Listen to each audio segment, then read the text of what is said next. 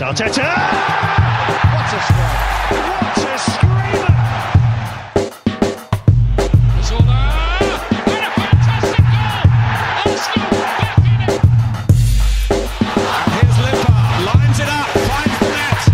Arsenal are in front. Sure, everything was going great for a while. Of course it was. You know, there are going to be good times, but the fact is the warning signs were there. Throughout that good time, the warning signs were there. We were told there would be regression. We were told the regression was coming, and here it is. We're living that regression now. Because Tim's back. This is the Arsenal Vision Post-Match Podcast. My name is Elliot Smith, and you can block me on Twitter, Yankee Gunner. That's right, we have regressed back to a podcast that includes Tim. You can find him on Twitter at Stillberto. Hello, Tim. Boa noite. Boa noite, and indeed, does that mean I'm a cunt, or is that something? What is that?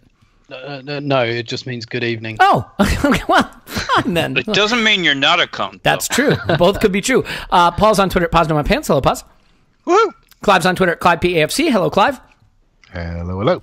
Yeah, we're going to talk about sexy lingerie a little bit down the road, but unfortunately, we're not going to be talking about very sexy football. It was anything but. It was a scoreless loss to West Ham, 1-0. That has people asking for the first time maybe some pointed questions about Unai Emery. And I will let you know we are going to ask some of those same pointed questions on this podcast. I think it is important to reiterate, as we always do, that the pointed questions we are going to ask doesn't necessitate the conclusion that the guy should be sacked and thrown in the East River. I mean, Speak for yourself. Yeah, well, first of all, you'd have to buy him a plane ticket to New York to throw him in the East River. And as we know, Stan Kroenke is not willing to back him with those kinds of funds. So we're not going to do that. We do have a transfer pod up on Patreon if you want to listen to it. It's been popular, and I think it's still fairly relevant. Nothing to invalidate it yet. And we will have another one coming this week. So lots of fun stuff happening there. And if you've signed up, we really do appreciate you. We appreciate you generally for listening to this. But this isn't what you tuned into, me just waffling. You've tuned into hearing these other intelligent gentlemen, yes, Paul, I include you in that list, talk about the Arsenal. So, without further ado, let's get to it. And Tim, I will start with you. A topic of discussion that has been popular lately is whether Unai Emery is inherently a little too conservative, whether that conservatism is a bad fit for a big club. We came out with the back three again. Mesut Ozil left out for tactical reasons. When you could get that third fullback on the bench. Well, there you go. Very tactically important move. Fullbacks are very important when your entire build-up play is overlapping fullbacks from the wings, crossing it to your strikers. Without the benefit of hindsight and how it went, did you look at that lineup and look at that bench and think, gosh, he's really hoping to bank on a more defensive performance? A little bit, yeah, and I guess I'm these days I'm a naturally kind of cautious person, so I don't actually mind that much. And if you'd have told me in the summer Arsenal are going to be a bit more cautious, particularly away from home, I don't think I would have had a massive objection to that. To be honest, I think an injection of caution isn't necessarily a bad idea. Obviously, these things all require a balance, and the question for me is not whether he's too cautious. It's whether, well, I suppose this is just another way of wording the question. It's about the balance. Has he got the balance right between attacking and defending? And I don't think he has yet. Maybe in his mitigation, I'd say I don't think it's possible to pick a balanced 11 with this squad. I just don't. I think it's like whack-a-mole, you get rid of one problem, another one comes up. The defence is awful and always looks exposed, so you put an extra centre-back there to try and shore it up, but then you lose a midfielder, so you lose control of the midfield. So you take off a defender and put on a midfielder and get control of the midfield, but then the defence looks bad. And basically, I'm not convinced those problems are solvable with the players that we have. I think it's going to take some transfer windows to sort that out. I just think that's what the evidence has been showing us since before Emery turned up, quite frankly. But there's other meta issues, isn't there? When you look at some of the players who are either on the bench and not playing, and you think, well, is that, are we such a kind of well-balanced outfit looking towards a particular style that we can turn our nose up at some of those players? Probably not. Well, certainly not at the moment. So I'm not as down on the caution thing, like in the Huddersfield League game even. I wasn't that down on that idea of basically just just winning the game 1-0. And I'm not one of these people who really feels like I need to be entertained all the time and that I need to see, flowing, passing football all the time. I just don't. It's not in my kind of triangle of needs when I watch Arsenal, quite frankly. But I'm not sure. So basically, I think I probably agree with you, but I probably wouldn't word it as we're being too cautious. I just don't think that the balance is quite right in that team at the moment. I don't think he really knows what to do with it. And I have some sympathy because I wouldn't know what to do with it. I've espoused playing 3 from the back a few times on this podcast, and having seen it a few times, I'm not that convinced it works. But I've seen him play 5 other formations that don't work either. I think fundamentally that's the kind of squad he's got. I guess I do think now that maybe we should try to settle on something, for better or worse, to try and start roughly the same way. And if we have to change, halfway or 3/4 of the way through a game, then kind of fine. But I guess what we're seeing is we're beginning to see what we saw last season, which was Wenger really just grasping at straws, trying to get something that works. And that's, if 2 different managers are experiencing that, it's because they haven't quite got the right personnel. Yeah, and I don't necessarily disagree with that, but I would argue that maybe Emery's trying to do it with one arm and one leg tied behind his back, because if you looked at this squad and said, it's imbalanced, it's imperfect, and it's going to be bad at something, I think I would say, well, then I'm going to lean into it being bad defensively and good in attack. And I'm not sure that's what's happened. And so, Paul, I took notes during this game, which, why wouldn't I take notes during this game so that we can still have these sort of formless conversation we're planning on having? But, one thing that I kept writing down in my notes is who's going to play the final pass. It's an underrated skill. I really think it is. I mean, we have Aubameyang and Lacazette. They are 2 very talented strikers. There's no denying it. But for whatever their qualities, they are not the guy that's going to play the final pass to create the chance. Not that they can't. It's just not their primary skill. And as we've discussed a lot, that's not really a Iwobi's skill either. And so everything seemed to be built around the wingbacks. And Maitland-Niles was very sloppy and, I still don't think is a reliable creative influence. I mean, just to give you an idea of how much we've been relying on Kolasinac, he's one of the highest expected assist creators in the entire league, our left wingback. So this is all building up to a question, I assure you.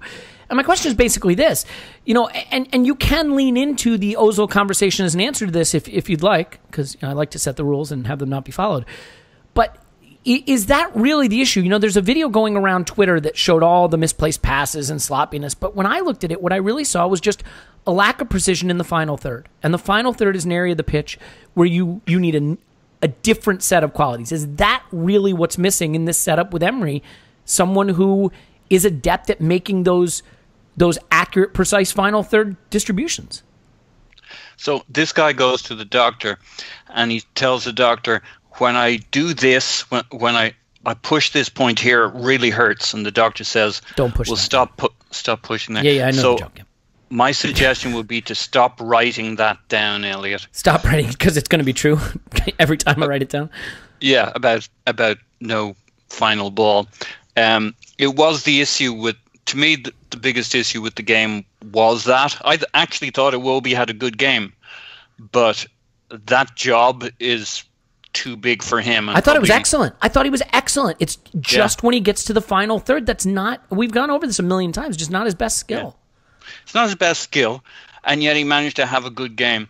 And, when we say that this team and this squad wasn't good enough, and you look at that game, you might have suspected, if I told you we performed poorly and you went looking for individual players who would be the problem, you might have expected it would be Mustafi maybe lets us down or something like that. And I mean, I don't think he had a particularly good game, and he made a couple of mistakes, but he's not the reason we didn't win.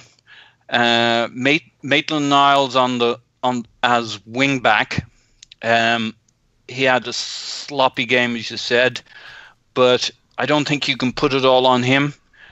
and I think a lot of other people on the team are good enough for us to be good, and yet the sum of all of this is so unimpressive at the moment, and there's so many places you can go looking for the problems, which is great for a podcast but lousy for a fan. But I do agree with you that the one area you could clearly say cost us this game was a lack of creativity, because if you have issues with our defense, I mean, it wasn't an individual error. I mean, they looked really good. They looked really sharp. I think they were going to get a goal one way or another, and you don't have to put it on a defender at one particular moment who made a mistake, regardless how the goal came back. I mean, if you look at who was the most creative Arsenal player on the field, it was Nasri. By some way. Now. And they were playing like we would have wanted to play up front. I mean, they were exciting, creative. Some of their combinations were eye-catching. We had none of that. And yet, as I say, when I look around the pitch, individual players did okay. The collective did poorly. And we just don't seem to have a lot of zip about us. So no, it's very, very frustrating. Let me ask you an uncomfortable question. All right, not you though. I'm going to ask it to Clive because I want to make him uncomfortable. Clive, let me ask you an uncomfortable question. Let's say you take Aubameyang and Lacazette out of our 11 that started that game, and you take Arnautovic and Nasri, or let's say Arnautovic and Anderson. They're two best attacking players out of their side. Of the remaining 9 players on each team, who has the better squad? I thought West Ham's team on paper looked really good. I mean, are these players that good? That's really kind of my point. Like he's not playing very good really players. Good. Yeah, they look really good, apart from the back four, who are a bit average. But you look at their names on paper, they had a really strong team out for the day, right? So, and I felt before the game that we had to make them do things they didn't want to do. And I think I can listen to you both, and I think herein lies the problem, right? We don't approach away games with the swagger of a top 6 club. We go into these games and we started off bright in this game, and then we dropped off and we slowed down. We passed the ball in the wrong areas. We then passed it into areas where we can get dispossessed. And slowly but surely, after about 15 minutes, these not that good scenario started to happen. And West Ham became encouraged. The first 5 or 10 minutes, I'm thinking this is going to be easy. Right, we're running through them. It's going to be easy. But then we don't hold our approach. I've just seen a stat on TV tonight. Man City have scored something like 10 goals in the first 15 minutes of a Premiership game. I wonder how many goals we've scored in the first 15 minutes of any game this season. We can't win a half. We know that.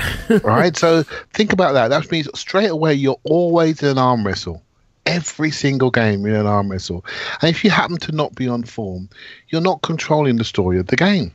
So the whole approach to the game has gone. So even during that 22 match run, there were games when we didn't play very well, but for big periods of those games, our intent to play, our reactions to mistakes, our intensity and directness was there, and it increased and it increased and it increased.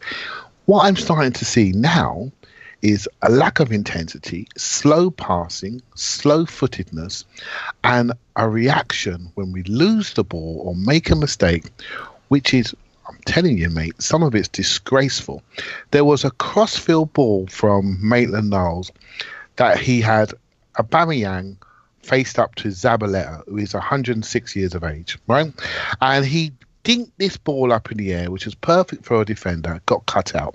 Zabaleta transitions, and I watched Maitland-Niles almost walk back. It was slower than the Theo jog when he's being substituted. It was that slow, and I just watched it and I thought, there's something gone here. There's something gone. Because during those games, we saw a basics and fundamentals of reactions, of intensity and work rate and running kilometers. I didn't see any of that. I just saw lazy players, just like last year's away games. It felt exactly the same. People not covering for their mistakes, hiding on the pitch, and not playing for the football club. Now, this happened last year. I would say there's a problem with the manager. Has he lost the dressing room? It was that bad to me. It was that bad, and I was, of all the games this season, I was absolutely disgusted with that performance, because if you've got a situation where Zabaleta and Mark Noble are outrunning you, you have got a problem. You have got a real problem about your approach to football matches, and that's what we saw. And I think we're talking about systems and back threes. Yeah, back three, we spend too much time passing amongst the defenders, right? We know that. Our exit plans were not good. I'm not sure about the midfield construct, but it all comes down to the approach and the attention to play, and that's what's changed this year. But now we've changed back, and I suppose we're going to speculate as to why. Yeah, and there could be 1,000 reasons, but I'd take one. I'd settle for one. That was 2017, 2018 Arsenal. That was on Saturday. It was very reminiscent of that. And I think, look, Tim, my point in asking that previous question was to sort of just, allude to the fact that Emery put a team out there that, apart from Lacazette and Aubameyang, would be home in mid-table, would be home in the bottom half of the table. I mean, Xhaka is a quality player. I don't dispute that, but we know what his weaknesses are.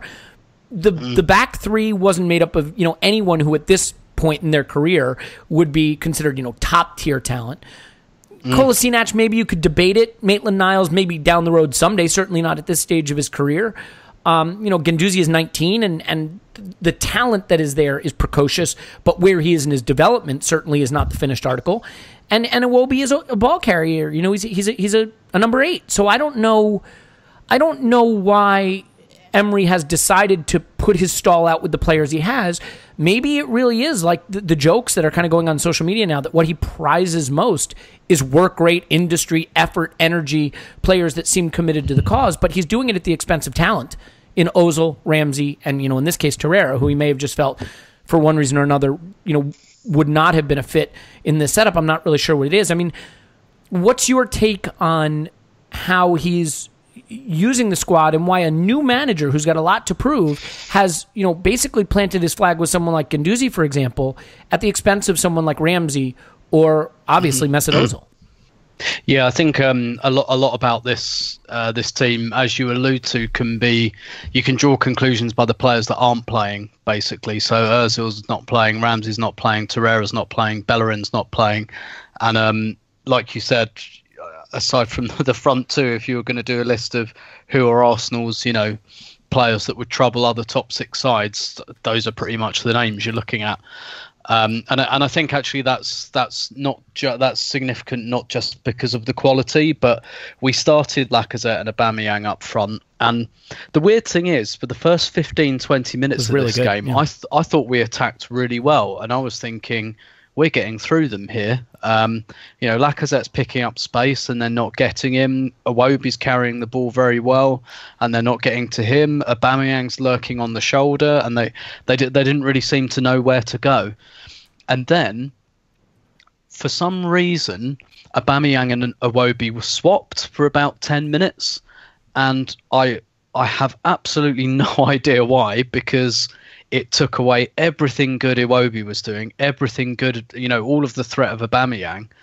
And the kind of the momentum really seemed to die, because all of a sudden all of our build-up was going through Aubameyang, and Aubameyang's like going back towards Kolasinac. And I mean, we've already seen this season that if you put Aubameyang and Kolasinac on the same side, that's not good for Kolasinac, because he needs Iwobi there to feed him the ball. It's not good for us defensively. I really don't understand what the thinking was behind switching those two players when we looked really dangerous. He switched them back again, and quite a lot of the momentum had gone. West Ham kind of tightened up. I think there was an injury somewhere, and Pellegrini got nearly all of his players over, and they started to plug that gap a little bit more. And I'm just at a bit of a loss to understand why he thought to switch those two players into roles that didn't suit them anymore at a time where I thought we looked quite good. But the other thing about the players we left out is that's a lot of our build-up. You saw how much Ramsey stressed West Ham when he came on, and he didn't do anything amazing. He just went and stood in space. Which was something that that's not in Xhaka or Guendouzi's game. But also, without Bellerin there as well, and West Ham had kind of figured out the Iwobi to Kolasinac thing, because we always do it. And it was like watching us try to progress the ball through the thirds. Once it got to Iwobi, it kind of looked all right. You're right, Iwobi's not then the player you want, to play the final ball. Like a goal, I think, to look back on is I think one Theo Walcott scored when we beat Chelsea 3-0 a couple of seasons ago. And it was where Cazorla plays the ball to Iwobi switches, goes to Ozil back to Iwobi out wide to Bellerin cuts back to Walcott, and in there you've got Cazorla progressing the ball from one third to the other, then you've got Iwobi tying it up, tying things together and giving it to Ozil. And the problem was, Iwobi, I thought, played really well, but he had no one. He had to fight just to get the ball because there was no one to give it to him. And then, you don't really want Iwobi making the final pass. What you want him to do is to bring it to someone like Ozil or Ramsey so they can dispense the final ball. Iwobi's a link player, and he had nobody to link with. And that's because watching us try to progress the ball from the edge of our area to West Ham's final third was honestly, it was like watching someone try and push a boulder up a muddy hill. It was so stodgy and slow. You're going to want to hire that workout, by the way. You just go on like the Fiverr.com or something like that. And it's just like, because there's no one that really carries the ball there. Xhaka and Guendouzi, I think they're too similar really to play together. Yeah. And you just don't have that someone to just link the thirds together. And and part of it's because we left all of the players that can remotely do that out. That's the point too, right? A back three doesn't, by definition, have to be a conservative setup if your approach to using it is more buccaneering, right? If you have one player who sits and one goes. Remember when we used it with Wenger and he used Xhaka and Ramsey, and Xhaka sat and Ramsey went? That was not a conservative use of the back three. He was committing an extra resource to the attack. This group doesn't have that. Yeah, precisely, and it just got so stodgy, and it still wasn't great, to be honest. Even when Ramsey and Torreira came on, it was better just because they stood in different places, whereas Xhaka and Guendouzi were right next to each other, parallel lines. You had the back three parallel lines, none of them stepping out and doing perhaps what David Luiz used to do at the centre of Chelsea's back three. Like you said, he wasn't a defender as such in that back three. He was the first creator, but we didn't really have anyone doing that. So we had Socrates slowly rolling the ball to Xhaka, who looks up and all he's got is Guendouzi 5 yards to his right. And then Guendouzi gets it, and he might occasionally find Iwobi, but it was all it was staccato. It was when you get the formation graphic on the screen, it was kind of like the team stayed exactly like that all the time, apart from Iwobi. And so you've got Aubameyang and Lacazette up front, but for basically for the whole second half, nobody was really bringing them the ball, and that was the big problem, and that's the problem with some of the players he chose to leave out. We're still not great at that, even with them, but we're better. Yeah, and I'm sorry, but I just think eventually it becomes a situation where the opposition figures out that all you're trying to do is get it into the half spaces so you can play in the wing backs overlapping. It's pretty straightforward. There was no one playing through central spaces. I mean, the first 15 minutes we did a little of it with Lacazette dropping in, and I thought he did really well with that. But, who was running beyond? No one. So it was very easy to cut out. I think eventually West Ham figured out, they can get to our final third.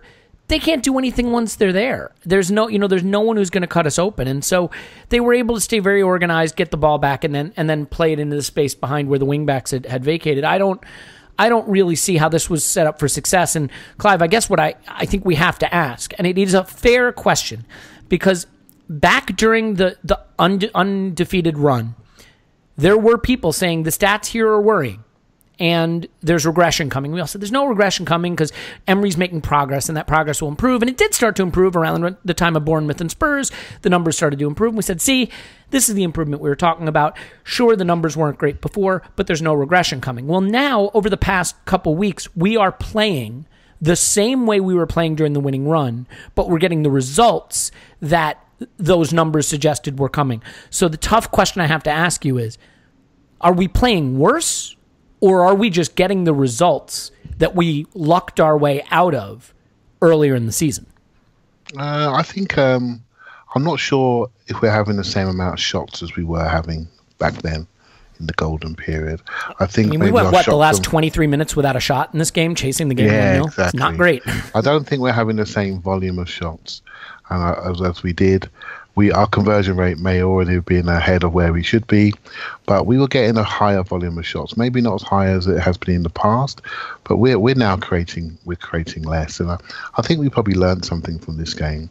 If you are going to play a back three, I don't think you can have two forwards, right? So you got to make sure that you have the build-up play. And if you are going to play a back four, then maybe you can have two forwards, because some of the people that are key to our build-up and key to our striking, they didn't play very well. I'm not one for blaming individuals for results, but there's some big names that really didn't play well. We can talk about our two fours. Did they play well? Aubameyang, he didn't play that well. Xhaka, who I'm a big fan of, he did not play well. It was no surprise to me that Xhaka came up before Guendouzi did. I thought he was terrible in this game. And I just felt that our back three took comfort from each other. And as Tim alluded to there was no one being proactive. There's nobody saying, well, I haven't got much to do. I'm going to help drive us forward and step into midfield. As Rob Holding was doing when he was in the back three, he would step forward into midfield and set us going on our left-hand side and attract people to him, which then leaves space for somebody else. And I felt, even though the back three players were our best three names, I felt they were lazy. I thought they looked after themselves. I think they stayed flat. I don't think they watched people around them. They let people run off them. And they didn't help our midfielders at all. And I thought they gave a lazy performance on the offensive side of things. I don't think they helped us progress in any way or form. So when I saw those three names, I felt pretty good. But actually, it's about how you play. And I thought they played a 6 out of 10 game. And we got a 6 out of 10 performance. I still have the feeling, Elliot, I have got a slightly longer memory, and sometimes in football you forget everything, right? And after the Spurs not just in football, man, just everything. It's it's kind of like people that delete their past tweets. I just flush all of it. Yeah, after the Spurs game, right? It wasn't just the win; it was the performance. It was everything about that performance: the verve, the dash, everything, the speed of thought, the speed of foot, the speed of movement. And it's just gone. And that keeps striking back to me. And it's been made more apparent by some other games. I don't want to say Liverpool Man City game, the Spurs Man United game. It just looked faster. It looked more intense. It looked at a level that I'm not sure we could reach. However, we have reached it. We played Liverpool at home. We played Spurs at home. So what's the problem? What happens when we go away? Do we have the swagger? Do we have the personality to deliver on our talent? I'm absolutely perplexed. I was dreading this podcast because I might say something I might regret. Right? So I'm going to try to tease that out of you here. I'm dreading it because I just don't know what's happened to the fundamentals that were in place, regardless of execution, regardless of chances we conceded. There was some direction. There was some positivity. There was not people turning away from through balls. Now we've just reverted, and I am perplexed as to why. Yeah. And I can give some suggestions, which we'll probably get into later, but I just am perplexed as to why this has suddenly happened. We seem to have lost all of our personality, and this whole thing is concerning me, Elliot, because the more this goes on, the smaller our badge looks, mate. That's what it feels like to me. Well, and I don't disagree with you. The only thing I would say is, the question remains how much of this is new and how much of this there were warning signs of. We are now 7 games this season where we've had fewer than one expected goal for the game. There's no one in the top 6 close to that. And I don't, look, expected goals isn't everything, but I think it shows you that from a build-up standpoint and a creativity standpoint, while we've scored some goals in some games, we have not consistently created a high-quality, high volume of chances enough this season for a team with our attacking flair. And so, Paul, you can't get much further without trying to interrogate the Mesut Ozil situation. Explain to me, so let's take for face value what Emery has said about Ozil. Face value. Didn't think he was a fit for this game. The players he needed for this game were with him and on the bench. There's no excuse for that, right? There's absolutely no possible explanation where that stated reason is acceptable, right? Footballistically, correct. Yeah, footballistically. That's exactly what I mean. So do you have any renewed thought? You and I debated quite hotly in the past, who you have to side with in the Emery thing, and that Emery has to have the power, and I totally understood what you meant and where you're coming from.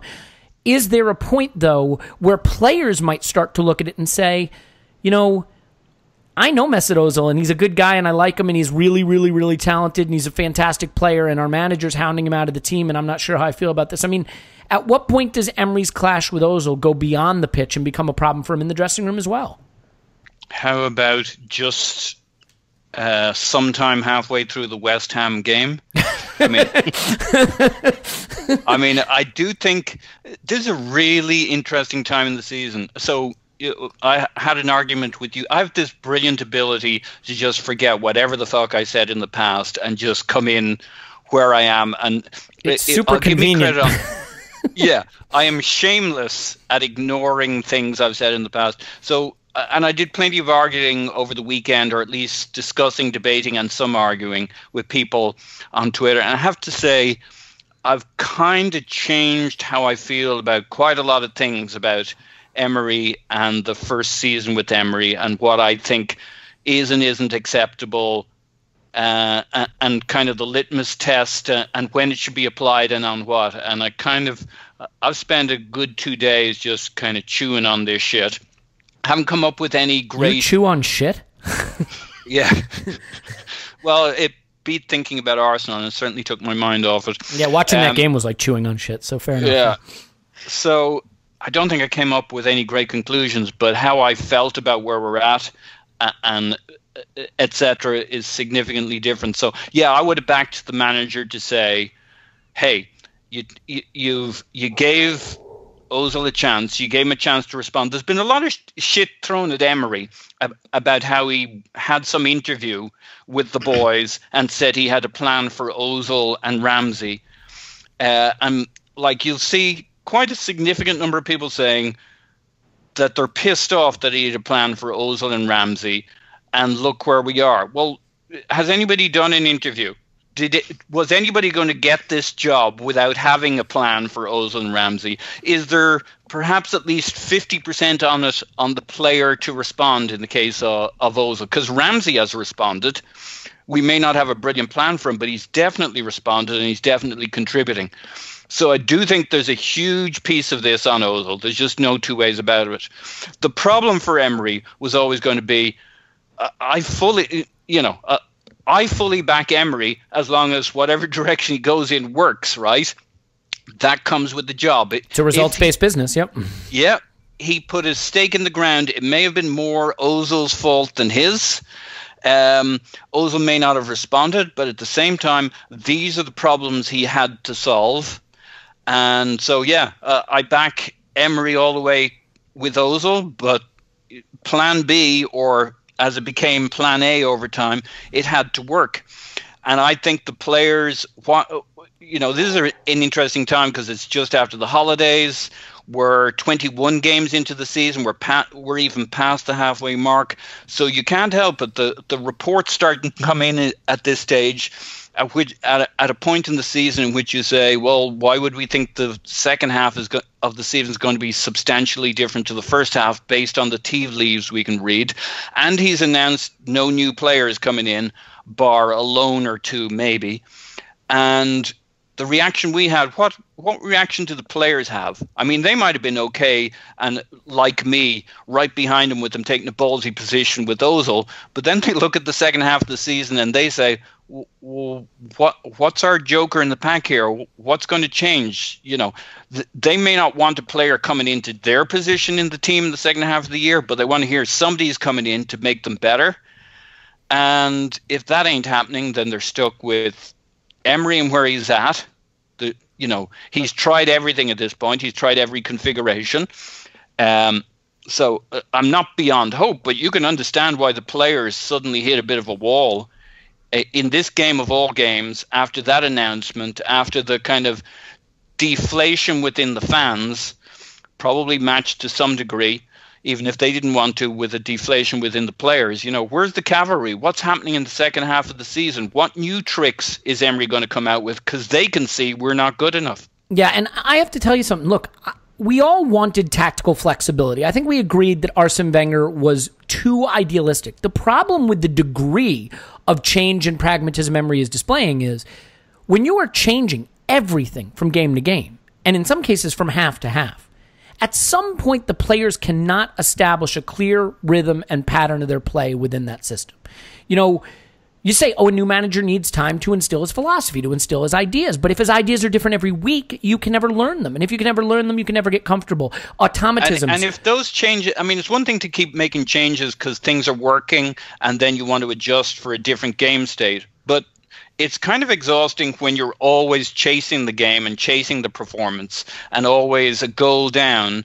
Those are why we keep making two formation changes a game. It's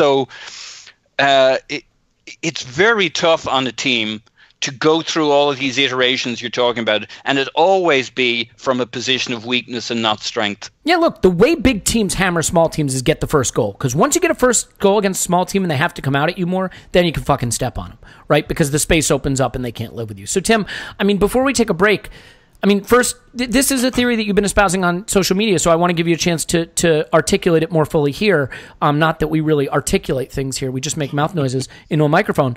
I mean, do you think that there is a worry that with all the chopping, all the changing, the lack of a commitment to any clear plan, and then the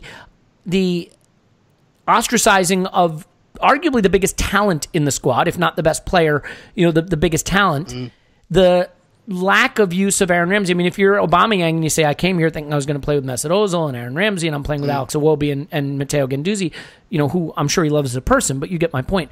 I mean, at what point does this lack of conviction and commitment to an approach translate itself to the players as a lack of, I want to word this carefully, but, you know, a lack of competence, you know, or capability to handle a job that's very, very big? Yeah, and that's the big question. So what I was kind of saying on Twitter this morning was we've, as a fan base, we've been we've gazed at our navels a lot and asked, what does it mean to us? We've got our Arsenal back. How do we feel? Can we see the direction? Can we see the philosophy? And none of that's really that important, to be honest. For anything, it's very important to me. For anything other than arguing with each other on Twitter, when we could be using our time doing something more valuable. What matters is, can the players see those things? And I wrote about this a couple of months ago, actually, I think maybe just after the Spurs game, where everyone was feeling quite good about the fact that Emery was changing formations and making loads of half-time subs. And I kind of wrote something saying that's all very well, but that can't really survive as a long-term strategy, because eventually players get confused, they get disillusioned, and they probably just get pissed off with being substituted all the time, or not knowing when it's their turn to come off at half time, for example. And you know, it's quite a short term thing, but I think we were all right to fly with it at first, because we were kind of thinking, well, surely this won't endure. But then, yes, you do get into this territory, and obviously since then, you know, the Ozil situation has developed. It's developed even more. And absolutely, you know, as Paul said, there is no way that Ozil's being left out for tactical reasons, so we can have 3 fullbacks on the bench. That's just not true. It's a disciplinary issue. It's because they've fallen out, and we're kind of grasping in the dark because we don't really know what's happened. But I mean, Ozil's not unpopular in the squad. He's got friends, and it's one thing to do that when you're winning, but when you're not, the people, particularly the people with whom he's friendly in the squad, and you're right to look at Aubameyang as well, and someone like that, thinking, well, these guys could really help me as well as the team.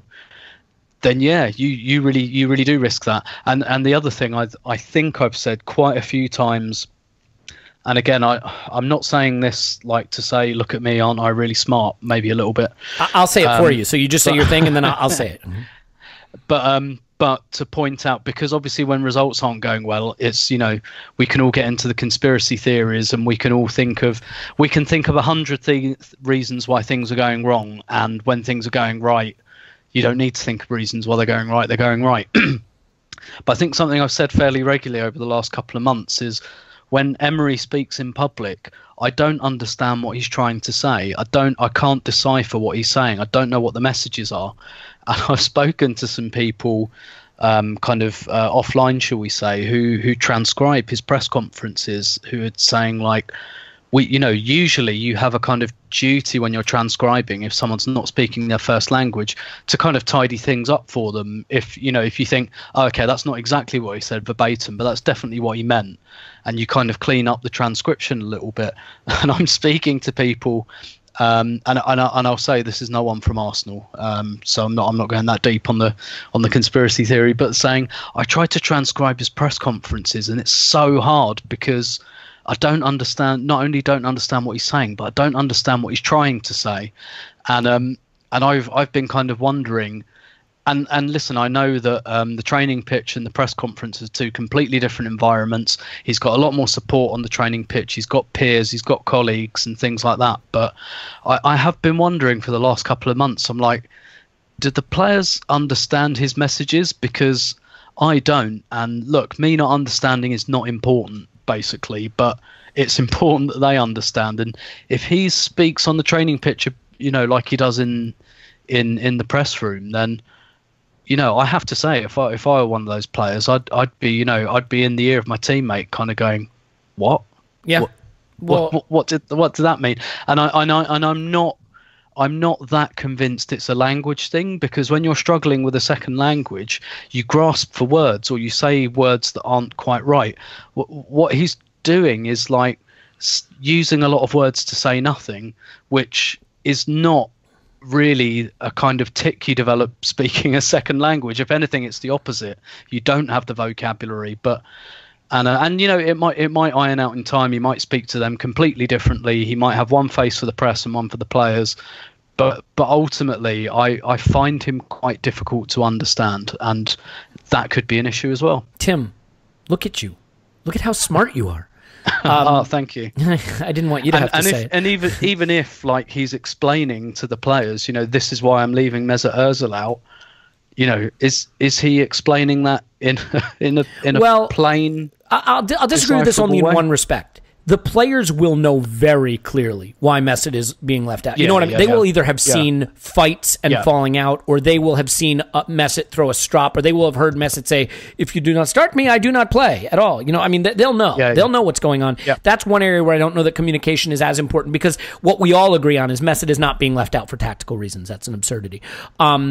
Clive, I want to just get your follow-up on this. The one thing I will say is you can use his own words, I think, to be a little confused too, because if you look at the statements he made at the beginning of the season, I want us to have protagonists on the pitch. I want us to intensely win the ball back.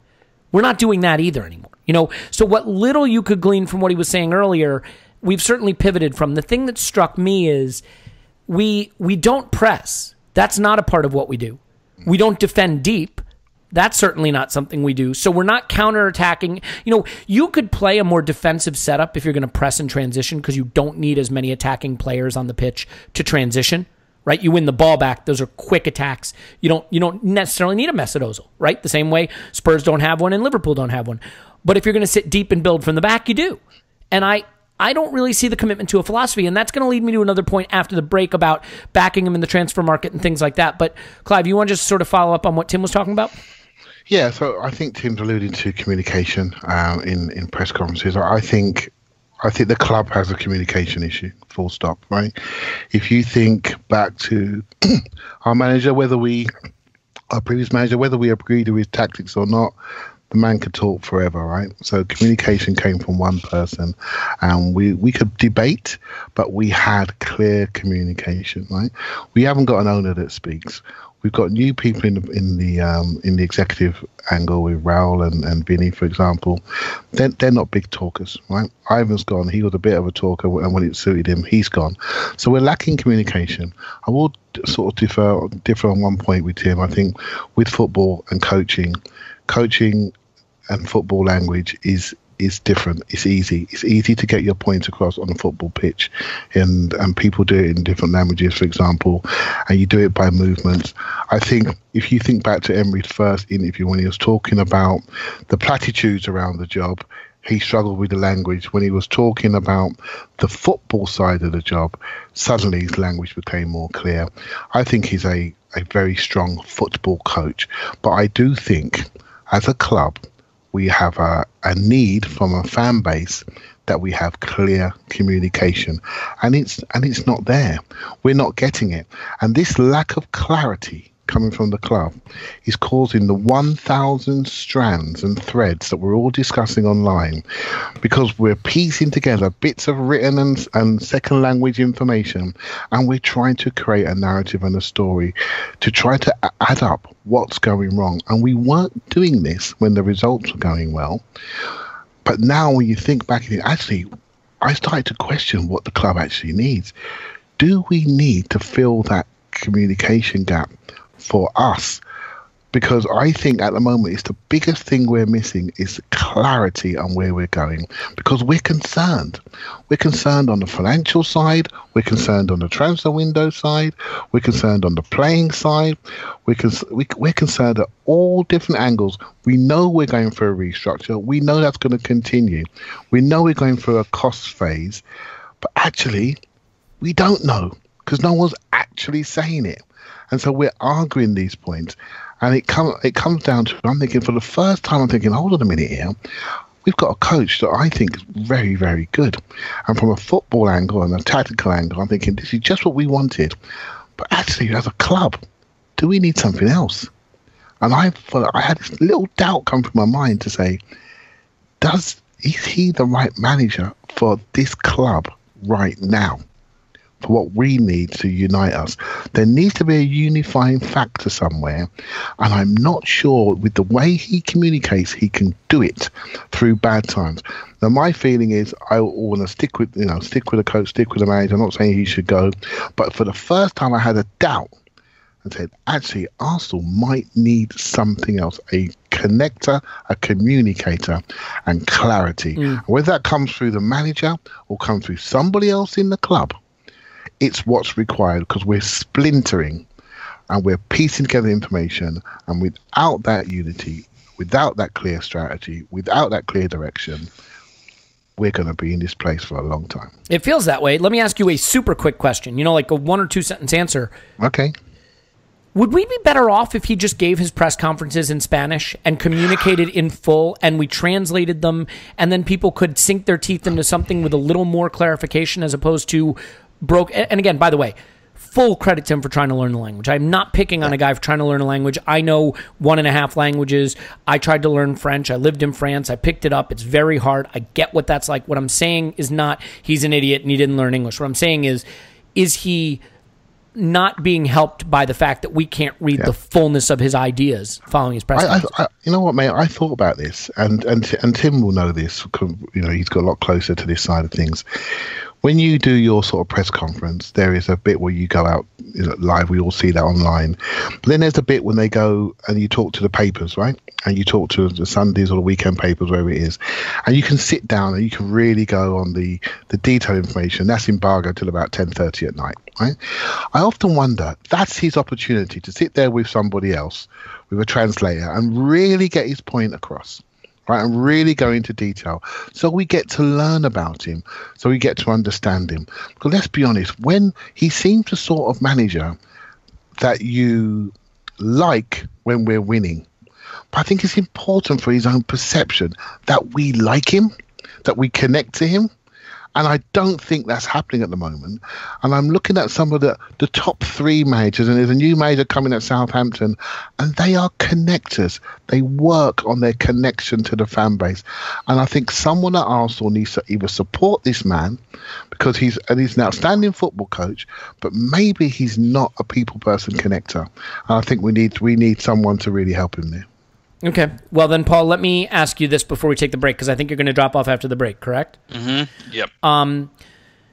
It is absolutely fair to say that Unai Emery has been brought into a very challenging situation where he is managing another person's players, another club's signings, that he's been thrown into a tough situation with the Mesut Ozil contract, and Mesut Ozil where he is in his head and his career and what he wants, that it's an imbalanced squad, that he's been handed all of these challenges, and now he's told he can't even go sign players in his first window where he could really start to build a team that fits, his image, his style, what he really wants them to do. My question to you is, what's fair to Emery and what's fair in terms of evaluating him? Because my argument would be this. When he sat down to interview for this job, surely he was told what the situation is. Here are the funds. Here's where some of them are going to go. Here are targets we have in mind right now. We've committed to these players, so you're going to have this. We don't know that we're going to be able to reshape the squad right away for you. Can you work with what we have? What are your plans for Mesut Ozil? What are your plans for Ramsey? And apparently the reason he was chosen is he gave a very detailed account of what he could do with this squad. Now, it's not necessarily fair that he has to do it with this squad, but he took that job. And there's a part of me that says, if you took the job of, working in a company that's losing money, that just got delisted from the New York Stock Exchange, that, is under indictment by the SEC, and you're like, I think I can turn it around, give me that job. You can't complain when you get the job. It's like, well, what was I supposed to do? The company's losing money. It just got delisted and it's under investigation. So my crap analogies aside, is it fair to judge Emery based on what he's doing with a team that's not his own, given that this is the situation that he signed up for? I don't think it's fair to any manager to bring them in and to expect a change in the way the club plays, and then including that you can't sign a player in the January window. If they'd come back to us and said, well, we looked for the right player and we couldn't get him, and meant that, I don't mean in a PR sense, in a reality sense, well, so be it. I just think it's unreasonable to bring in, we're supposed to be a top-level club, bringing in a top-level coach. Nobody's turning around to Mourinho or Klopp, or with the exception of Pochettino, who's getting that in the summer, fair fucks to him. Nobody's turning around to a top-level coach and saying, if you need a player, we won't get it. I could see them saying to him, and interviews work both ways. We just had the Emery side of the interview discussion. I don't know that the club would have said, we are under no circumstances buying you a player in January. They may have said, we got to manage our budget and blah, blah, blah. If you really need us to push, we'll do what we need to in the January window. It's not a great message to send a coach to say, the next time we can spend a penny is next summer. And I just wonder if that was the conversation they really had. But whether they had that conversation or not, whether he took on that gambit or not, I think it's unreasonable. There's every chance he was going to reach January and see a significant hole. And who are we doing a favour here? Cash flow is one thing. Let me tell you what's going to hurt Arsenal's cash flow. If we fucking suck for the rest of this season. Or for the rest of eternity, for that matter. Yeah, and we have to change over managers. And we have to start changing. The most expensive fucking money they're about to spend in their history is the 25 million or the 30 million they didn't spend on a player that he wanted, if there's one for this window. It's just fucking nuts. It's going to be so expensive not to buy that player. And we can afford it. We have the cash. We do not have an issue with wages. I never believed we did. We could get a player. If the will was there, we could get that player. And regardless of what the plan was for January, if he needs one player, get him his fucking Jorginho or whoever it is, Ever Banega. If it's, what's the dude's name? Dennis Suarez. Dennis Suarez. If it's Suarez, great, but it sounds like we can get him either way. So he's obviously not the critical player for him. Whoever it is, centre back, midfielder, if he knows who it is and it's any kind of reasonable amount of money and the guy's available, that the answer is I can only loan a player is just the worst fucking message to everybody involved, including the squad. As Tim talked about, it isn't just about us and it isn't just about the managers, it's about the squad. That we didn't have a plan that he could get one player is fucking nuts, and we're saving ourselves nothing. Yeah, I do think there's an argument to be made that once you hire a new manager, no matter what you've told him about the squad that he has to work with, if he sees things he needs to get where he needs to go and you don't give it to him, you're basically setting your course. And that course is a road to nowhere. And I don't, that's the problem. I know the club has money. The club can spend money. The desire not to spend money in this window and the way Emery communicated it certainly feels like they might be at odds. For fuck's sake, we went out and got this legendary scout, head of scouting or whatever, player recruitment, whatever you want to call Sven. Surely he can find some guy under a rock, in some city in Europe somewhere who's, we can get for £10 and he's worth 50 million next season. I mean, come on, what's he doing? Paul, do you know what the date is today, by any chance? January 14th. January 14th. Do you know what that means? No. 1 month to Valentine's Day. What are you doing to prepare? What have you done in this window that is open between now and the 14th of February to make sure that your partner is happy and fulfilled? Filled some ladies' underwear? Exactly. And that's what we're going to tell you about during this break. We are going to get you squared away for Valentine's Day. We are going to talk ladies' underwear. Not just ladies' underwear. We're going to talk about all kinds of beautiful silk things that you can buy in time for Valentine's Day with the Enclosed. But we're going to have to take a break to do that, and Paul is not going to be back on the other side of the break. Thanks, Paul. You can find him on Twitter at PositiveMyPants. Woohoo! All right, we'll take a break. We'll come back after this. Okay, everyone, it's time to tell you about our friends at Enclosed Lingerie. You can find them online at The Enclosed, ENCLOSED.com. Enclosed Lingerie is a Lingerie of the Month club. That's right, just like a Beer of the Month club, only better, because it's a high-end luxury lingerie gift for you and your partner that's going to enhance the intimacy in your relationship. Right now, if you put in Arsenal at checkout, they're going to give you $35 off any gift from Enclosed Lingerie. So you're going to want to go to theenclosed.com and sign up now. Look, Valentine's Day is around the corner. What better way to celebrate the romance in your relationship than celebrating Valentine's Day with a gift from The Enclosed? And the gifts keep coming every month. So while it can be difficult to remember to keep the romance, to keep the intimacy in your relationship, The Enclosed has your back. Every month you're going to get that high-end luxury lingerie gift, and it's going to remind you of the importance of romance in your relationship. So do it now. Go to theenclosed.com. There is a perfect fit guarantee, so you never have to worry about the fit. It's beautiful high-end luxury lingerie. Just go to theenclosed.com and enter promo code ARSENAL for $35 off at checkout. Do it now. All right, we're back, and the real conversation can start because Paul is gone. So, Tim, let me get to you here quickly with, a question about philosophy. I wonder, with this whole issue of not being able to sign any players in this window, and the way it was sort of told to us by Emery, I don't know necessarily if he intended it this way, but to me it comes across almost as being a little frustrated. I don't know if you see it that way. But, I guess the real question now with Unai Emery is, look, he is our coach. He deserves our support and our patience, at least until he doesn't, and that's, sometime in the future, but certainly not now. I think that's fair. What I want to try to interrogate here is the issue of results versus progress. And maybe the thing that makes this difficult is Emery had a long run of very good results early in the season. And I think what I'm struggling with that a little bit is it may have obscured from us the question of whether he was making progress towards a goal of how he wanted us to play and what he wanted us to do. So, first things first, do you think a team can be successful if it doesn't have a clear philosophy about how it wants to play? And then secondly, based on that answer, can you identify areas of progress that we've made under Emery, or is that proving kind of elusive? I think to be properly successful, you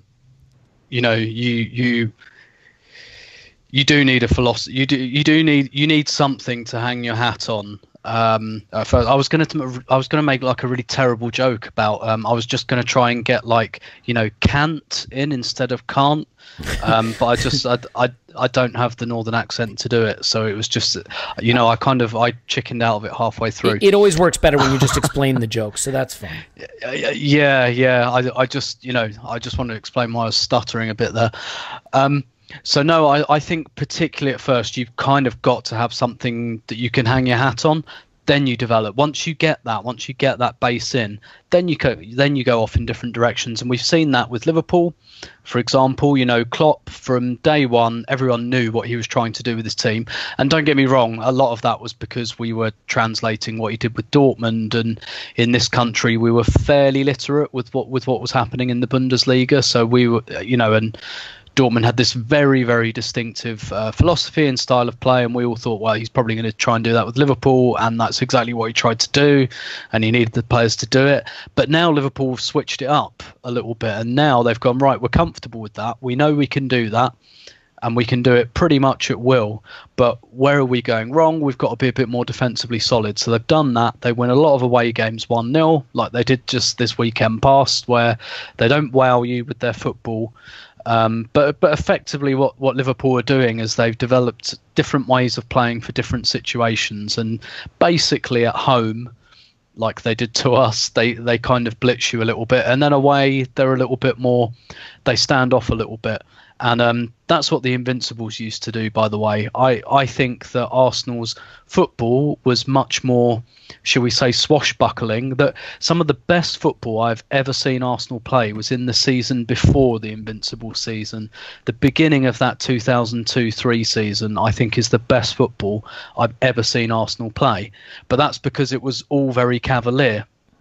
And I think Arsene realised that he had to make a bit of an adjustment. And what a lot of people don't really remember in the midst of nostalgia and time, there were, we drew 12 games in that unbeaten season. There were plenty of times, I think of like Bolton away during that season, Everton away, where it got to 1-1 with 15 minutes to go. We took a striker off and stuck a midfielder on, and we went, right, let's just get out of here with a point. We became more pragmatic because the team had a philosophy. It was very cavalier and very attacking. But once they became comfortable with that, Arsene developed another side to them. And that's kind of what you do. And Spurs have done it with Pochettino as well. Spurs are not the same team they were 3 years ago. And they've developed a slightly different style. They've gone a little bit more direct. They don't quite go through the fullbacks as much, and they've got different answers to different questions. They either pump the ball into the corner and have Kane and Son chase after it, and they're very good at that. If you shut those corners off, then Eriksen will find a pass to Ali, and they'll kill you that way. And we haven't developed these different ways yet, but I think that before you start going off in these different directions, you have to get a baseline. You have to get something that the players can follow and understand. And after a couple of years, that is when you build in the variety. And at the moment, and not just at the moment, I do think this has been the case for a little while. It doesn't look so much like variety. It kind of looks like, not panicking, but I think the point Paul made was very well made. It's reactive. It's because we're always chasing. It's because we're never really quite playing well. And so, it's a fine line between variety and just confusion. And honestly, I at the moment, I think I'd be able to live even with the kind of the 4-2-3-1 we were doing earlier in the season, which didn't suit a lot of our players, quite frankly. But, you kind of over time you can make decisions and weed out the players that it doesn't suit. And at the moment, it's difficult to do that. So even like my stance on Ramsey has completely changed, because at the beginning of the season, I was thinking, right, he doesn't fit in. He can't play that.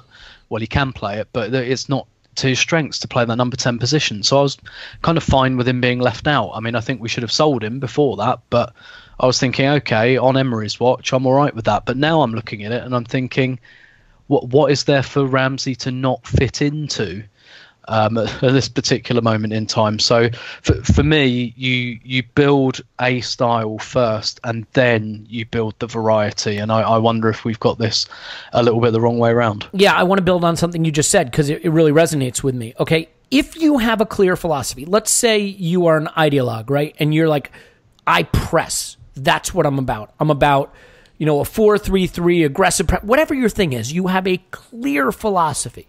And you say Aaron Ramsey can't play in that clear philosophy, or Mesut Ozil can't play, or Aubameyang. I can get behind that because I can say you're coming in with a clear philosophy, and you believe that implementing that philosophy will make us better.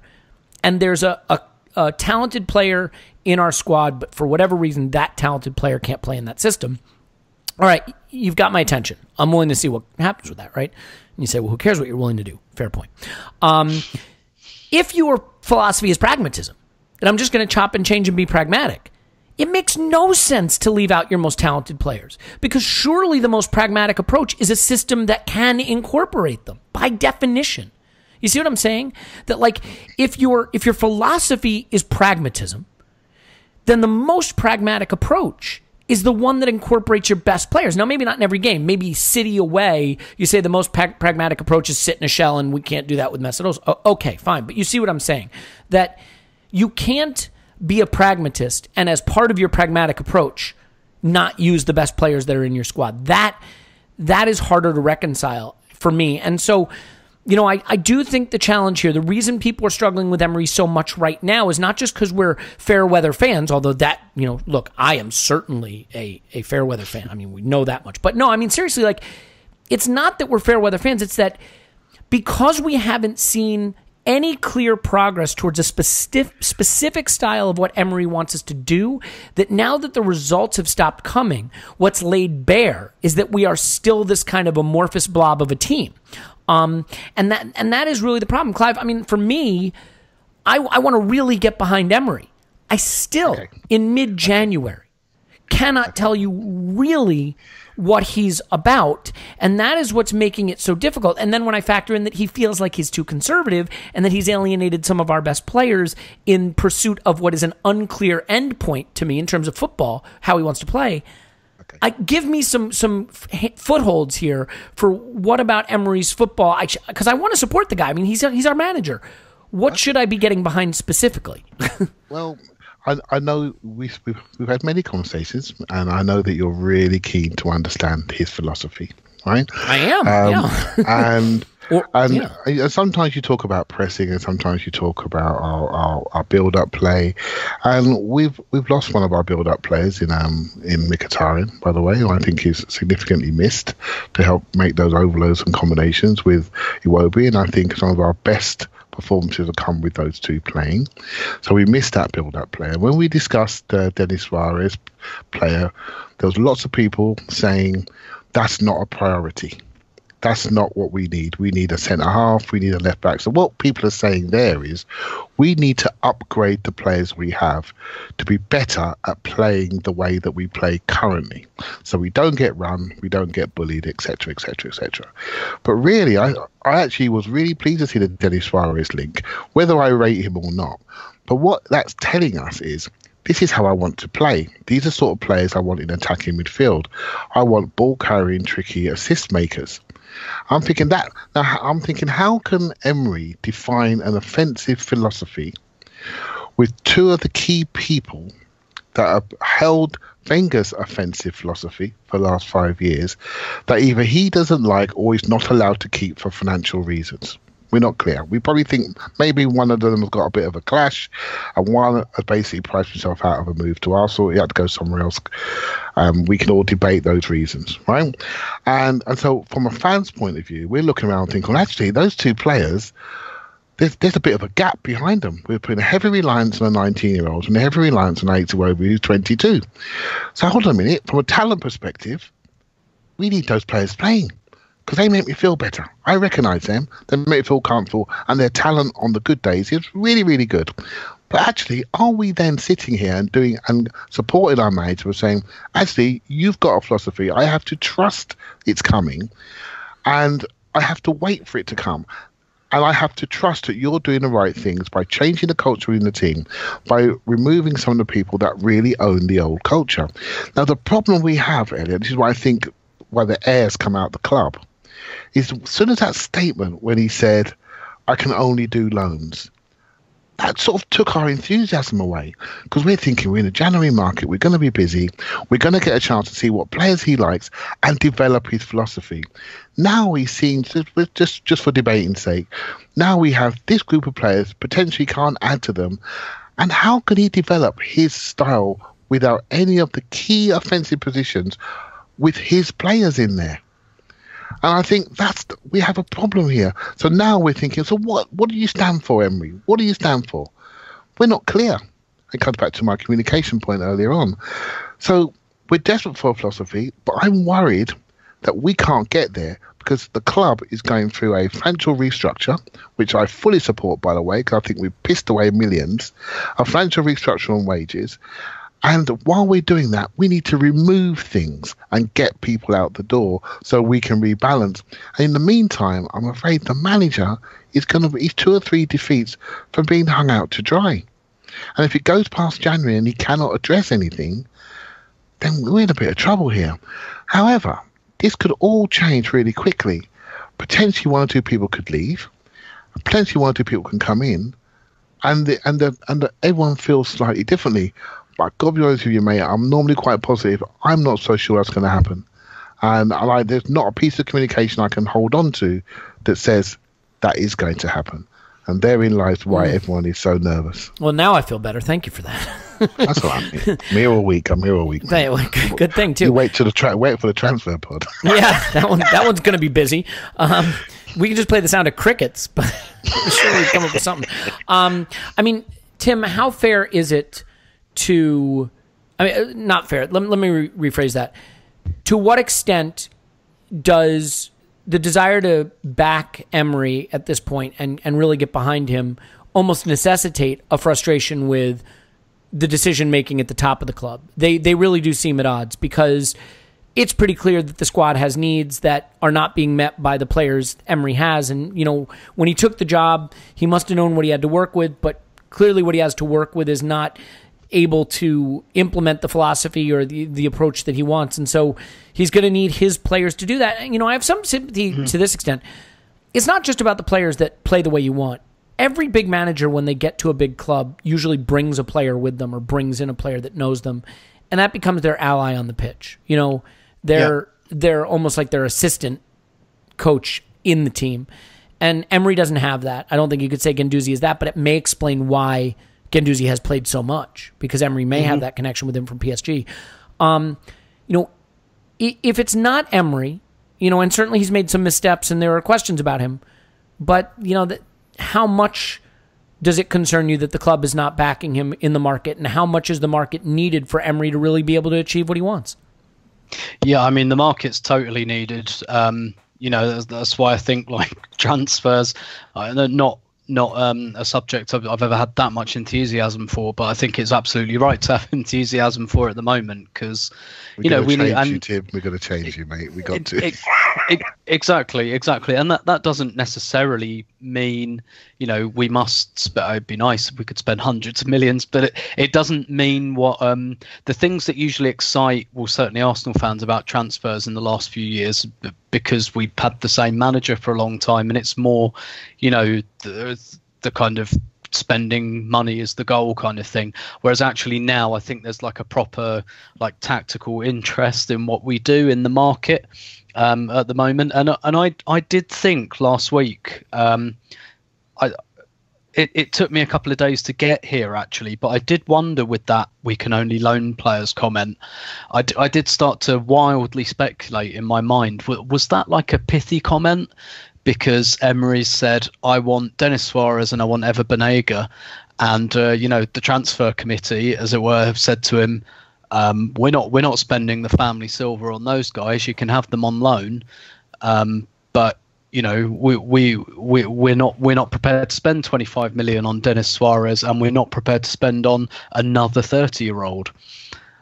Which I could kind of understand, because I'm not sure how excited I am about those players. I think ultimately, when you look at it, if we replace Ramsey and Ozil with Denis Suarez and Ever Banega, that does kind of say Thursday nights it is for the next few years. But then there is, and Clive's quite right to bring this out, then there is the kind of question, but if they're the type of players he wants and they're the players that help us play in the manner that we want, then surely they make us better than the sum of their individual parts. So while they're not as talented as Ozil and Ramsey, if they get the motor running for Arsenal, then they could be valuable in the same way that, we think... I think Iwobi, I get people's frustration with him. I get that he's inconsistent, but I think he's valuable to this team because he's the only player in that mould we have. And I think something similar about Mkhitaryan. I understand why people don't like Mkhitaryan. I think he's frustrating. He's inconsistent. Sometimes, his end product is wildly variable, but I think he's valuable just because he's kind of like the only player like that we have. And and those aren't top tier players. Rob Holding is not a top tier defender, but he made our defence better just because he was the right type of defender. And so I think we've got an issue here with the types of players we've got. Yep. And it does kind of worry me a little bit, and it might just be my brain running away with itself when Emery says, we can only loan players. It sounds a bit Rafa Benitez, like he's been told, we're not spending 25 million on Denis Suarez. It's not who Sven wants. He's, he doesn't rate him that much. He doesn't want to spend like half or a third of our transfer budget on this guy, but we'll take him on loan. And so, has Emery just gone to the press conference and said, right, well, we can only do loans? Is it that kind of heated, pointed kind of a comment? And it might not be, but at the moment where we don't have this information, where basically it's like the Ozil thing, right? We don't have all the information, but something has happened, and so we're all frantically filling in the gaps, and that's and I guess that's kind of what's happening here as well. Maybe I'm just guilty of filling in gaps that aren't really there, but yes, I think that's a concern. And as a reminder, Valentine's Day is a month away. So speaking of filling in gaps, so just something to consider. Clive, it sounded like you wanted to jump in there. Oh, well, yeah, well, Tim, we're arriving at the same station, right? I think it's the communication, isn't it? And I think we're trying to fill in these gaps, and I just feel we have to breathe and say, hold on a minute here. We've lost a couple of games we shouldn't have lost, Southampton and West Ham. If we win those games, the debate will be different. What's happening right now? We're in the month of January, and this is the month of cleansing. It should be, and renewal. And we've done neither yet. And it's 2 weeks in, and we've lost a game. 2 weeks' time, it could look different. And even though I'm wavering a little bit about the lack of clarity, and I'm wavering about some of the rumours that we're hearing in the background about our relationship with our star player and our manager, I'm wavering about what's going to happen to Aaron Ramsey. He's going to stay for the season, or has he taken his medical and he's going to go now for a fee, and that could be the domino that we need to kick off our transfer window. There's so many strands out there that I'm wavering on, but I just feel in the next 2 weeks, something and somebody at the club has to give the fan base some clarity. Surely Arsenal as a club must realise they cannot underestimate how vociferous this fan group can get if they feel something is not going quite right. They've just had 5 years of it, of solid. We just had 5 months of unity, and here we are again, just about to blow. All right, so we need that clarity really quickly, or we're going to be back to the placards and planes. Just as a really brief rejoinder to that as well, the atmosphere in the away end was very, very quiet. It wasn't mutinous by any means, but it was quite. It was like a home game. It was very quiet, and I agree with you. I feel like people are maybe They're revving holding up. back. They're revving Yeah. up, and they're Or revving maybe up, even, mate. maybe even worse, that apathy is creeping back in, and people are asking questions about Kroenke and things like that. And again, filling in the gaps. Is it Kroenke who's told us we can't spend any money? And it feels like it's underneath the surface. It definitely does. I think before it was so easy, right? We had this guy that we knew so well, knew his every move, and we could throw everything at Wenger. Everything was his fault. Any bad result is his fault. Any bad transfer is his fault. Any bad system is his fault. Right now, we don't know where to throw the mud. Is it the owner? Is it the fact Gazidis has gone? Is it a legacy from the Wenger era? Is it the fact the coach can't speak the language? Is it the fact there's no communication? Is it the fact that the players are siding with Ozil? Are they upset that Ramsey's going? Why is he going? Loads of Ozil and Ramsey videos flying around. All this is leading towards disunity. And for the first time, we had it. And now they have to bring it back. And I'm sitting there thinking, who's going to do that then? How are we going to do that? We've got Man City, Man United and Chelsea coming up next 2-3 weeks. How are we going to do that? How are we going to bring the unity back? We can only do that by football.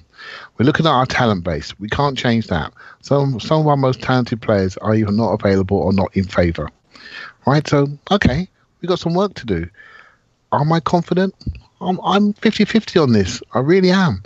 And I'll tell you now, the next 2-3 weeks, they're massive. They're absolutely massive where we're heading up. And that's going to dictate to how we drive into the summer. The Europa League game versus Bate Borisov suddenly looking quite large, right? And that's going to suddenly become a massive tournament for us because we need to do something there. Because if we don't get the points against the big boys, we are not getting top four by the league. We're only one defeat away from that sinking in. And then that's going to have an effect on the fan base. It's going to have an effect on the players. And it's going to make us focus on that cup tournament. And so therein lies the problem, mate. But at the moment, again, we have no clarity, so gap filling is all we can do, and I don't like that. I like to do this from a little bit of science, and there's nothing coming out of the club at the moment. Yeah, I will say this. The fact that we're having an existential conversation about a manager 6 months into his appointment feels very, very strange.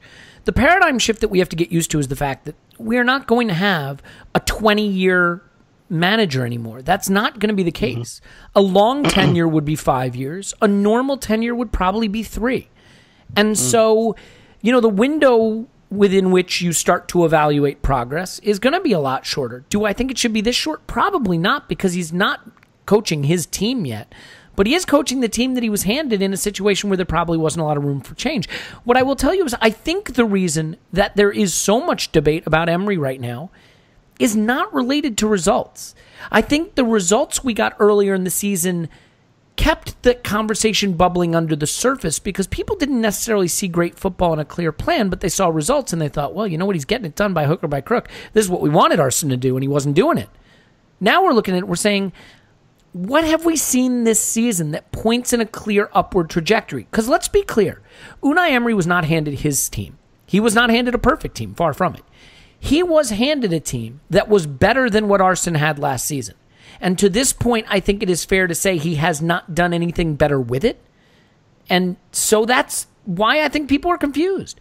You did get Socrates, who's been an improvement, I think, over what we had. And you did get Torreira, who was a player Arsene needed for basically a decade and never had. And you have Aubameyang for the whole season, including a preseason, which Arsene didn't have last season. So I think it is fair to look at that and, a couple extra pieces here or there and say, well, it'd be nice to see clear signs of improvement that, Arsene, who was at the end of his career and probably was just totally washed and ready to be moved on, compared to what we have now, it would be nice to see clear signs of improvement on the pitch. And so I don't think that these questions I don't think it is ridiculous to be asking these questions. I think it would be ridiculous to draw conclusions at this stage. I think it is too soon for that. I certainly agree that it would be nice if we could see Emery get backed with a player or two. And the thing that scares me is what if Raul and Sven have looked at each other and been like, you want to back him? I don't know. You want to back him? What if there is just that little bit of doubt that says, let's see how this season finishes before we go spending 25, 30, 40 million pounds on players he needs? And that is unfortunate because at the end of the day, I think once you decide to hire a manager, you almost have to say, with this decision goes a check for X amount of dollars in the transfer market, and we just accept it. Because if you don't back the manager in the market, at some point, you've put one bullet in him before he even starts. And that's where I think we are. Tim, you have any thoughts on that? Yeah, absolutely. And what this will come down to, and again, we could be speculating on stuff that's not actually happening, but we're filling gaps again. But what this would come down to, I had this conversation with a friend of mine on Saturday, who's I think from the start has been fairly down on Emery, had observed his work in Spain and France, and didn't ever really feel like it was the right appointment. And we were kind of talking through some things, and I was kind of, he was quite critical, and we had like, a respectful back and forth. And at the end, I was just kind of saying, well, is this any of Emery's fault then? Because, if he hasn't got the players he wants, and, we always know he's been this like, I suppose fairly conservative coach who sets up in a certain way. And he said, yeah, absolutely, totally. His conclusion was not so much like he has issues with Emery as a manager that date back before he joined Arsenal, but where he came to was this was the wrong appointment. And like you say, I think we're too early to say something like that. And we win the next couple of games. It's going to be heresy to say that again. But what we're referring to here again is not how we feel or how we see it, the fans, but how the club sees it. And yeah, if indeed that problem exists, where Sven and Raul are looking at each other and going, I don't want to spend 25 million on Denis Suarez, or I don't want to spend, I don't want to get another 30-year-old in Ever Banega, then yeah, that's a very fundamental issue, because you're always going to get, like, when you put big decisions like transfers into many hands, yeah, you're going to get friction, you're going to get disagreement, and that's not necessarily wrong. That's just part of having a thorough process. But, I suppose the question is, at what point does it become unhealthy friction, and at what point is it that you're just not you've gone cold on the manager, and that would make it. Put it this way: if we end up like getting rid of Unai Emery before his contract is up, that's because he was the wrong appointment, ultimately, and that's where. I think I said on the Arsecast last week that I thought the next two transfer windows were going to be really interesting, because last summer was basically done without Emery's input because of the way the timelines were. But this is the first time that a transfer window comes along and he's got his say. Emery is not getting no say on transfers. That's ridiculous. I see a lot of people saying that, and it's bullshit. It's just he's part of a committee. Effectively, and this is the first time that he's really getting to sit down with fellow decision makers and talk about these points. And that's why you look at the business we did last summer, and it was done very quickly, and I wonder if that will continue to happen, because just because naturally we'll have three people talking about the decisions. Will that It might lead to better decisions, but they might take a little bit longer to bear out. So that's why the comments about the loan, they kind of worry me, because they make me think, has there been a really early bit of maybe unresolvable friction there? But if we beat Chelsea on Saturday, we probably don't have this discussion on the post Chelsea podcast. So it's easy for the storm clouds to gather when. After a defeat, and this conversation would be no less relevant and no less apposite just because we won a game. It's just we wouldn't discuss it. We had this discussion after several good results during the Project 22 period, vis-a-vis about like tactics and strategy and things like that. Yes, but not so much on this transfer discussion, which I think has really added something. And before I just let you dive in real quick, let me just have a really, really quick response to that too, which is, at the end of the day, the big bullet in the gun here is Mesut Ozil, because you've got a superstar player that's a big personality in the game on a massive wage, who is seemingly irretrievably at odds with the coach. And that tension if it is not resolved one way or the other, with Mesut leaving somehow, I don't know how he would, or Emery and Mesut mending bridges, that will end Emery's tenure. Because I know Paul's position on this, and you guys can disagree with me all you want. If Ozil can't be moved on, you cannot have a coach who cannot work with your highest paid superstar. You can't. You can't. I mean, you just can't have that. Go ahead, Clive. No, you got to. You have, if you appoint somebody, you've got to support him. Forget the money. If he says this is not what I want, you've got to support him in that decision. You've got how? to create. What do you do? You've got to create a market for him. You got to make it difficult, and you can't be not. You cannot make the players run the asylum. You just can't do that, right? It's very important that we understand that. We can't just defer to the players because we had a bad result. Right, I think it's really important. Remember, we just come out of a regime which was very one-man dominated. And we wanted this structure. We wanted depth. We wanted people with roles and responsibilities. Now we have it. Now we're questioning how that operates. Again, we don't know who to blame. Right? So now we're going back to the players and we're thinking, well, why aren't this player playing? Why is that player playing? We need to breathe here, mate, and take a more holistic view. We're going through change, and part of that change is changing the culture and taking out the key people within that culture. If you were to look at Arsenal for the last 5 years or so, there's players that spring to mind that own the culture. And you'd say Koscielny could be one. You'd say Ozil, Ramsey, maybe Theo Walcott. These are key Wenger fundamental players. And I'm not saying they're bad. I'm just saying if you want to move forward and develop your team, you have to be allowed to take some of these people out of the club. And it's painful, but I remind you, these players took us out the top four for the first time. We didn't blame them. We blamed the manager and how he deployed them. We're not talking about stellar players that other top six clubs want. We have to wake up to the fact that we have a talent issue, we have a player type issue, and we're not going to be able to rebuild if we hold on to all our favourites and pay them more money. It's that simple. So the decision is, do we trust the manager, and are we going to support him? And that comes from the fan base and the club. More importantly, the club. And the worry I have is, I'm not sure the club are supporting him.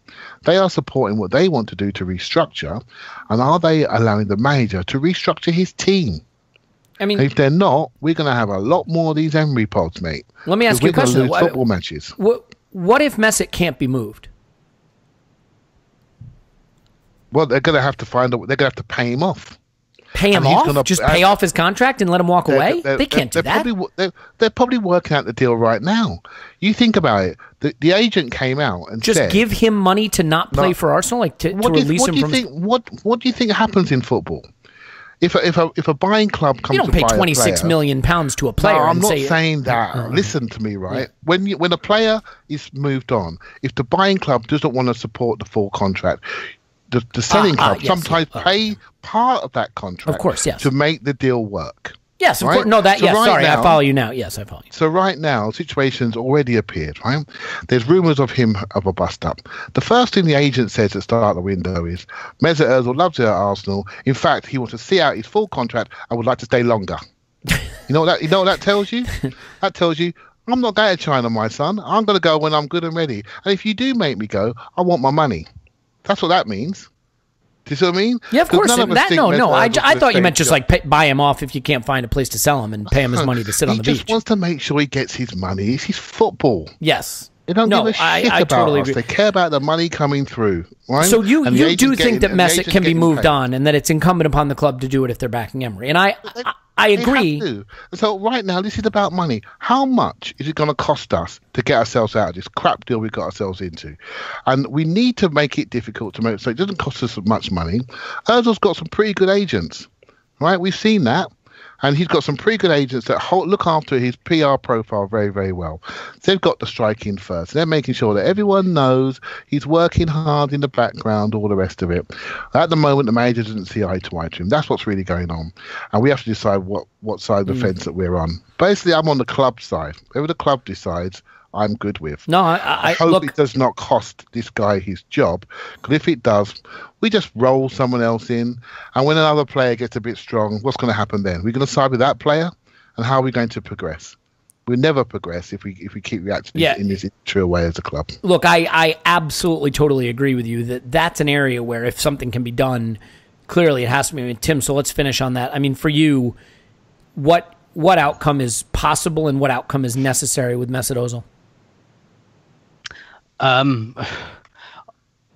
I don't know the answer to the first one, other than because it's tremendously tricky situation, and like Clive says, I think all the stuff that's come out is that Ozil wants to stay, doesn't have an international place to worry about anymore, and yeah, that's a dig in the heels in, and like Clive says, not necessarily that he just loves London Colney so much. It's a kind of I'm not going until I get what I'm worth. But as to what's desirable, I mean, I think it's just desirable for everybody for him to move on. That's, however that happens is exceptionally difficult, but I think that's for the best. And that's not necessarily because I hate him and I want him gone.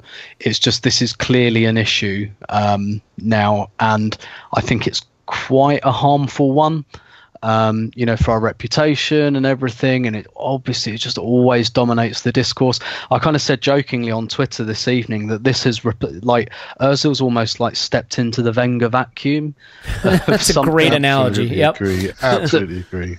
That we can be divided on and we argue all know about. really well. And, we're all very familiar with the debate. There's very strong fault lines across it. That's a great analogy. Yeah.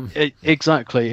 And you know what? The conclusion I've come to over the last year or so, people like arguing, people like disagreeing. That's why people get hugely upset about someone's toenail being offside, because they like being being upset, and they like arguing, and they like believing that the world's against them, and they like having something to fight against, and that's kind of what we're creating here again with this situation. And Ozil, like you say, he inspires the kind of tribalism that a lot of football clubs don't even attract. So I think it's just in everyone's best interest in the player to go somewhere else and do something else, and show that he's a fantastic footballer again. It's in Arsenal's interests, clearly. It's in Unai Emery's interests.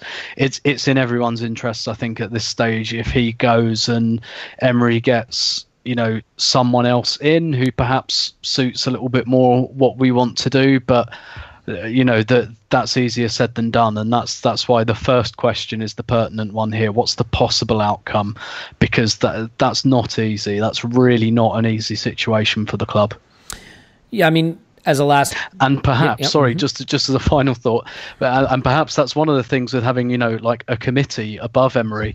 But perhaps if he had to deal with that side, he might not be as and again, I'm not necessarily criticism. This is kind of more of just an amusing aside. But perhaps if he had to deal with it in the way that Wenger would have, all right, you go and sell Ozil, maybe he wouldn't be so quick to do it. But it's well, that's someone else's job. I'm putting my line in the sand. I don't want him.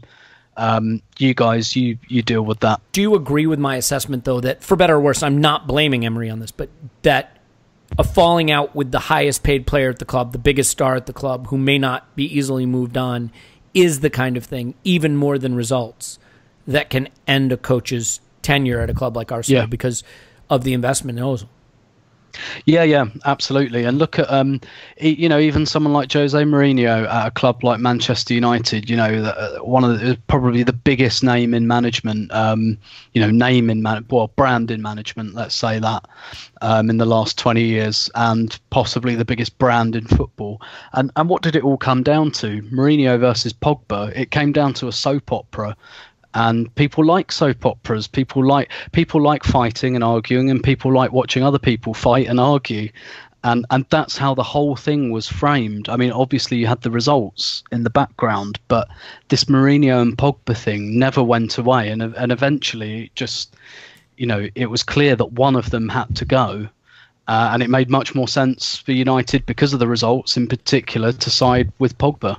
Yeah. I mean, it's funny. There's sort of an epidemic of it with the Mourinho thing at United, and now you look at Madrid, where Isco's frozen out, and they've been terrible, and what's going on with Ozil at Arsenal. And, maybe the message here is just that, you got to be careful about putting people on huge contracts or letting players, have so much power to club unless they're Cristiano Ronaldo or Lionel Messi, because they can really hamstring coach. In any event, we've gone on long enough on a game that certainly wasn't that interesting, and I think we've gone into some interesting places with it, but I want to reiterate that we are all still very much behind Emery, wanting him to succeed, maybe scratching our head a little about how he's going about it and what he's trying to do and how the club is seemingly not backing him, but hopefully there'll be some clarity that comes in the next couple of weeks, because the game against Chelsea, combined with the window closing, may bring us some answers and may bring us closer to understanding, where the season is headed, and hopefully in a good direction, because that would be more fun to talk about than what we just did. In any event, Tim's on Twitter at Stoberto. Tim, it's great to have you back. My pleasure, as always. Clive's on Twitter at ClivePAFC. Thank you, my friend. Thank you very much. My name's Elliot Smith. You can block me on Twitter at Yankee Gunner. Give us a 5-star review. Write nasty things about Scott. How many times do you get to write nasty things about Scott? Today is the day. And it's January 14th. We're recording this. 1 month. You got 1 month to fill those gaps, everybody. And by fill those gaps, I mean prepare for Valentine's Day. In any event, we'll be back with more in the near future. Big game coming up. We'll also have some new Patreon content coming up. So lots to do. We love you. We appreciate you for sticking with us through thick and thin, which is maybe a lesson for us. We need to stick together through thick and thin. Something to think about. In any event, it's going to be nail-biting time, because we got a big game coming up at the weekend. So we will talk to you after Arsenal 10, Chelsea 0.